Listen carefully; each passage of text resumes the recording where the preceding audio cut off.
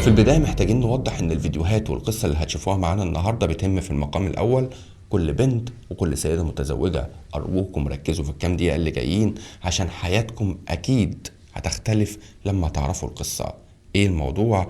قصة النهاردة جات لنا على رسائل صفحة البرنامج بالفيديوهين اللي هتشوفوها معانا النهاردة من الأستاذ محمود، اللي ما كانش يتخيل ان حياته هتنتهي بشكل سريع، حياته اللي هي حياته الزوجية. الأستاذ محمود اللي اتجوز من سيدة محترمة عرفها عن طريق أحد الأقارب، هو شغال في أحد الدول الخليجية. بيقول أنا قعدت 10 سنين شغال برا مصر، سني عدى 30 سنة. نزلت لقيت أحد قرايبي بيرشح لي رانيا اللي هي مراته. رانيا هو اسم افتراضي، احنا كان قايل اسم مراته بس احنا هنفترض اسم رانيا. بيقول رانيا كانت بنت جميلة، خلصت كلية الآداب. اتعرفت عليها في مقابلة قدام أهلها، لقيت هي جميلة وحلوة ودمها خفيف وفرفوشة وأصغر مني بحوالي 10 سنين. يعني لما اتعرف عليها هو حاجة و30، كان في بداية الثلاثينات، هي كانت في بداية العشرينات. شفة جميلة ودمها خفيف وأهلها ناس محترمة. كان عنده كم ملحوظة كده على لبسها وعلى طريقة هزارها، بس كانت بتعجبه. الفرق ال10 سنين دول هو شايف اني مختلفة عن جيله، فعشان ده اتشد ليها وفعلا خطبها وسافر لمدة سنتين. نزل ما بين السنتين قعد اجازة شهر، وبعد كده الاجازة السنة التانية نزل عشان يتجوز. كانت دنيته كلها جاهزة والدنيا جميلة، وشقته كان مسلمها لشركة تشطيبات وشطبها على احدث حاجة وارقى حاجة، وحياته كانت كويسة. ونزل عمل فرحه وعاش مع رانيا لمدة شهرين، وقال هيرجع سنة كمان، وعشان مش هيعرف ياخدها للتكاليف السنة، وبعد السنة دي ان شاء الله هيكون ربنا قدرني وهرجع خلاص الموضوع انتهى.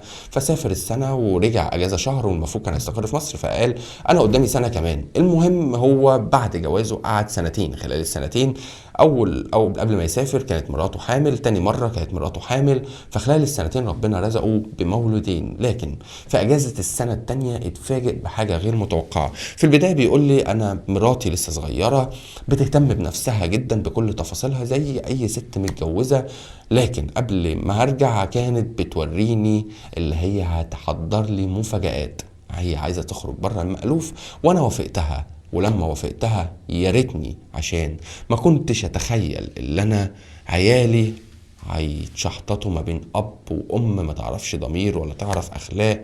كنت مفكر اللي انا اخترت صح، للاسف اخترت غلط. لما مراتي قالت لي انا محضره لك مفاجاه هتعجبك جدا، المفاجاه ديت ما رضتش تقول لي عليها، لكن انا شفتها بعينيا على التيك توك.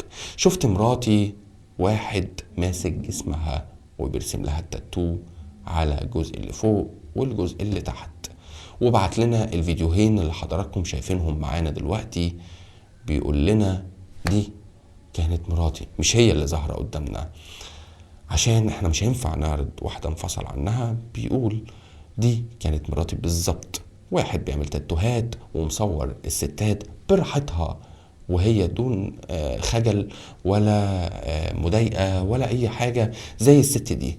الست دي واحد بتاع التاتوهات بيصورها وهي ولا تعني ولا فارق معاها زي الست مراتي اللي كنت مؤتمنها على شرفي وعرضي، اللي كنت مفكر اللي هي تعرف الدين والأخلاق والحياة، اللي كنت مفكر اللي أنا سايب واحدة كبرت، يعني بقى سنها 24 سنة، يعني واحدة عاقلة. يعني ازاي تعمل كده؟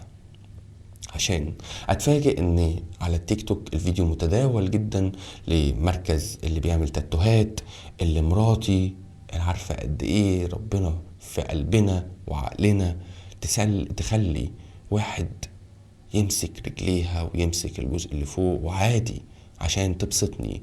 عشان لما شفت كده اول ما رجعت البيت طلقتها بعد ما وريتها الفيديوهات، عشان الاهل والقرايب بيتدخلوا بيقولوا ده كانت بتعمل حاجة تبسطك ودي اول غلطة على مدار السنتين اللي فاتوا، انت ما مسكتش اي غلطة عليها.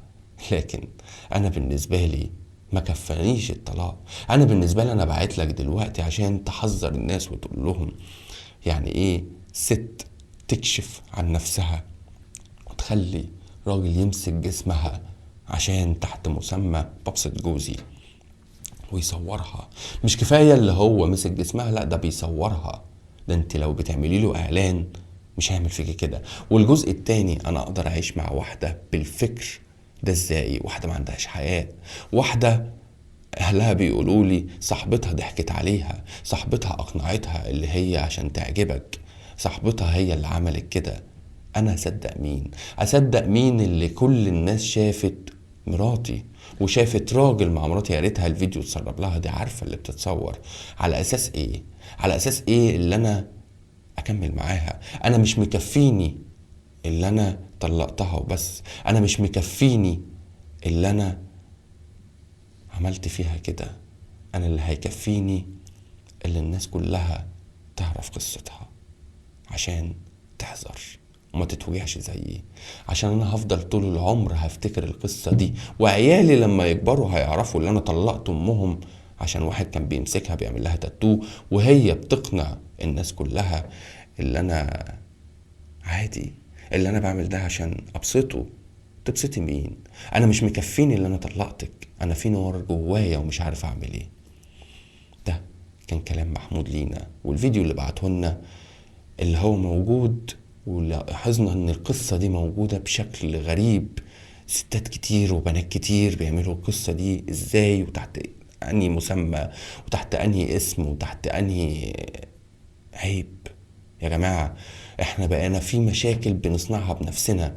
انا كنت اسمع زمان ان الست لما تحب تتجمل لجوزها بتجيب حاجة اسمها الحنانة. الحنانة دي الست اللي تعمل حنة، ست زي ست عشان تبسط جوزها. لكن ايه الموضة الغريبة والمستفزة دي اللي بقينا نلاقي الرجالة كتير تعمل للستات؟ انا بالنسبة لي انتوا ما عندكمش دين ولا حياء، واللي بتعمل كده لا رقاصة لا شغالة بنت ليل بتقضي سعرات حمراء. لكن واحدة متجوزة تعمل كده؟ واحدة طالبة ولا بنت لسه تخلي واحد يعمل فيها كده؟ طب ما اكيد في يوم من الايام خطيبك او جوزك هيعرف ومش هيقبل على نفسه ده، ولو قبل يبقى هو ديوس. يبقى احنا ليه من الاساس بنعمل في نفسنا كده؟ ما النهاية بتبقى صعبة. تخيلوا لو الراجل ده خد الفيديوهين دول ورفع قضية خلع بالفيديوهات بتاعت مراته اللي كل الناس شافته في مصر وفي الوطن العربي. تخيلوا ان هو الفيديوهات دي هتفضل شايلها لما عياله يكبروا يقولوا له انت طلقت امنا ليه؟ هيوريهم امهم كانت ايه. تخيلوا اللي احنا اللي بنسمح للشيطان يدخل حياتنا ويدمرها لنا.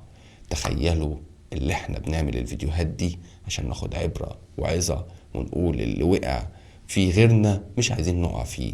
عشان كده اتمنى الاستاذ محمود يغفر ويسامح، وكفاية اللي انت طلقتها، ما تدمرهاش، سيبها، هي حياتها بقت فعلا صعبة، هتصعب على اي حد يشوفها اللي هي عملت كده في نفسها. اما بالنسبة للاجراء اللي انت خدته خلاص قدام نفسك وعيلتك، انت طلقت الست دي عشان غلطت، بالرغم اللي هي ممكن تكون الغلطة الاولى والاخيرة، لكن انا عارف الموضوع صعب عشان اتنشر على السوشيال ميديا. اتمنى اللي بنقدمه لحضراتكم يبقى مفيد، اتمنى اللي عنده قصة يبعتها لنا على قصتك. احنا ما بننشرش اي بيانات شخصية، احنا هدفنا نحل مشاكلنا ونسمع بعض بصوت عالي. كنت معاكم يونس محمد، اشوفكم على خير، سلام.